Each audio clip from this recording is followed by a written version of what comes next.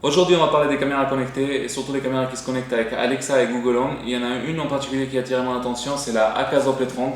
C'est une caméra chinoise, elle n'est pas très connue, mais vous allez voir, elle ne manque pas en qualité. Elle est vraiment top et à un très bon prix surtout comparé aux caméras qu'on a l'habitude de voir chez les constructeurs, chez Google, chez Amazon. Donc ça vaut vraiment le détour. On va faire l'unboxing ensemble et je vais vous faire un petit guide utilisateur pour vous montrer de quoi elle est capable. A tout de suite. La boîte elle est assez petite, assez design. On peut voir dessus, c'est marqué, elle fonctionne avec Alexa. Ils ont oublié de marquer Google Home, mais elle est compatible, il n'y a pas de problème. La caméra fonctionne sur un Wi-Fi 2,4 par Wi-Fi 5. Il faut faire attention, sinon ça ne fonctionne pas. Elle a le capteur de mouvement, elle filme en 1080p Full HD. Elle fait aussi infrarouge avec une très bonne qualité. Elle a un micro double sortie, on peut passer des messages et on peut écouter aussi ce qui se passe dans la pièce. Côté arrière, on a les infos fabricants, on a aussi la manière pour aller récupérer l'application sur Google Play et Apple Store, l'application qui s'appelle Akaso Smart. De l'autre côté, on a le cloud payant et le cloud gratuit. Pour avoir le cloud gratuit, il vous faut insérer une carte micro SD dans la caméra et après vous pouvez accéder à vos vidéos en direct ou enregistrer depuis n'importe où. Il n'y a pas de problème, ça fonctionne très bien. Vous avez aussi la vue depuis l'application, ça c'est un très bon point parce que sinon on n'a pas le Google Home tout le temps avec soi. Et aussi la caméra elle est motorisée, elle tourne dans tous les côtés, en horizontal, en vertical, ça c'est vraiment un très bon point pour voir tout ce qui se passe dans la pièce. Elle fait vraiment pas de bruit quand elle tourne et aussi elle peut éteindre aussi tout ce qui est LED et signaux lumineux pour vraiment pas attirer l'attention de quelqu'un qui rentre par infraction chez vous ou un enfant qui dort par exemple. On va l'ouvrir. La caméra, elle est de très bonne qualité, les plastiques ils sont bien finis, on dirait un gros œuf de Pâques. Elle est assez légère pour les installations sur le plafond ou sur le mur, donc je pense qu'il n'y aura pas de problème. Il y a Akaso marqué des deux côtés, il y a une sortie mégaphone derrière pour passer des messages depuis l'application. Il y a une entrée micro ici, le micro il est de bonne qualité, on entend tout ce qui se passe dans la pièce, assez surpris. De l'autre côté, on a un petit bouton de reset pour redémarrer la caméra si jamais il y a un problème. Et vous avez aussi l'entrée micro SD pour tout ce qui est sauvegarde des vidéos et pour la fonction avec le cloud. Il y a aussi l'objectif ici, un grand objectif. À l'intérieur, on dirait une boule qui tourne un petit peu dans tous les sens. Ça, c'est un petit peu surprenant. Ça doit être motorisé, donc du coup, j'essaie pas trop de forcer pour pas la casser. Et elle est aussi motorisée à l'arrière ici. Donc du coup, vous avez les deux côtés. Vous avez le côté arrière qui tourne et vous avez aussi la boule qui tourne. Donc pour voir tout ce qui se passe dans la chambre à 360 degrés. C'est vraiment un bon point pour cette caméra. Il y a aussi des vis pour installer la caméra sur un mur. On a la prise USB. Une prise standard, hein, ça doit marcher avec des autres prises aussi sans problème. Il y a un câble qui fait 2 mètres à peu près. Le câble, je pense, c'est vraiment niveau taille, il est petit quand même. Donc si vous essayez d'installer sur un mur ou sur un plafond, ça sera clairement pas suffisant. Il y a un pins pour appuyer sur le bouton de reset, mais ça peut marcher aussi avec un cure-dent ou avec une aiguille si jamais vous le perdez. Il y a aussi la notice d'utilisation, c'est dommage, elle n'est pas en français, elle est en anglais, en italien, en espagnol et en allemand, mais pas en français. Donc pour les gens qui habitent en France et qui veulent installer la caméra, ça va être compliqué s'ils ne parlent pas une langue étrangère. Il faut regarder sur internet ou sur YouTube. C'est vraiment un point négatif pour ça, c'est dommage. Pour le déballage, on a fini. On va passer à l'installation. Je vais vous montrer ce qu'il faut télécharger pour la faire fonctionner et l'appareillage avec le Google Home. Tout d'abord, on prend la caméra, on insère une carte micro SD. C'est pas nécessaire, mais je vous la conseille vraiment pour utiliser la fonction avec le cloud.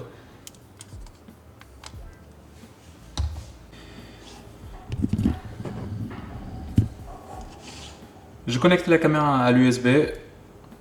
Elle s'allume, elle clignote en rouge vu qu'elle n'est pas connectée. Je télécharge l'application aussi. Une fois dans l'application, vous appuyez sur Ajouter nouvel appareil, capteur et protection. Vous avez caméra de sécurité, on appuie dessus et on fait étape suivante. Étape suivante, on choisit son Wi-Fi et on rentre son Wi-Fi. Il faut bien choisir 2,4, pas Wi-Fi 5 parce que sinon ça ne fonctionne pas et confirmer. Actuellement, on va vous afficher un QR code à montrer la caméra. On lui montre. La caméra clignote. On appuie sur j'ai entendu le bip et vous attendez qu'elle se connecte et fait la connexion entre le Wi-Fi et votre appareil, l'application. On attend bien 1 minute. Voilà, on est à 100%. On rajoute le nom de la caméra si on veut mettre un nom particulier, on appuie sur terminer. Et là, on a la caméra qui s'affiche. sur l'application. Vous pouvez voir.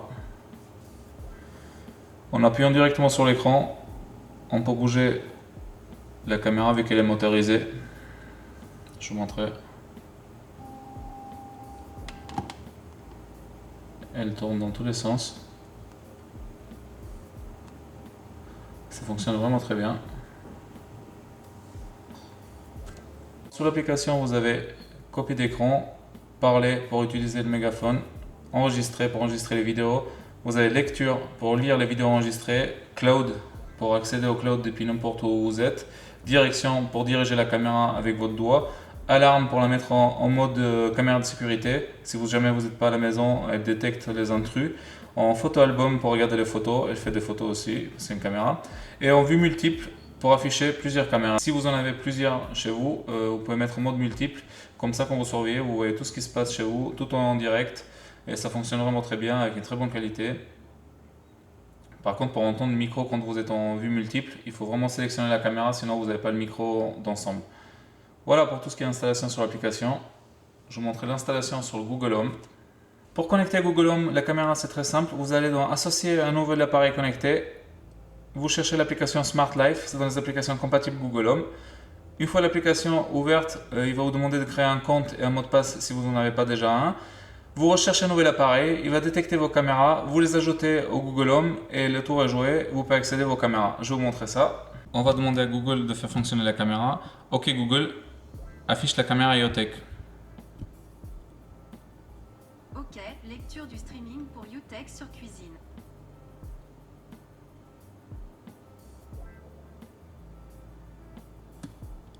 Vous voyez, la caméra a été détectée automatiquement. J'ai remarqué un petit décalage d'1 à 2 secondes avec Google, ça c'est bizarre. Sur l'application ça ne le fait pas, c'est directement le streaming direct partout où vous êtes. Mais avec Google il y a un décalage, c'est peut-être ça vient de leur service. On peut demander aussi à Google de streamer la caméra sur l'écran de la télé ou sur un écran compatible au Chromecast. Ça c'est une option très particulière, je trouve c'est vraiment cool pour surveiller un enfant qui dort en même temps que vous êtes assis en train de regarder une série, c'est top. Ça y est, c'est la fin de cette vidéo unboxing. J'espère vous avoir aidé pour vous faire une petite idée de cette caméra connectée, si vous en cherchez une pour votre maison connectée. Si vous avez aimé la vidéo, n'hésitez pas de liker et de vous abonner à la chaîne. Et à très bientôt pour une prochaine vidéo test sur UTech.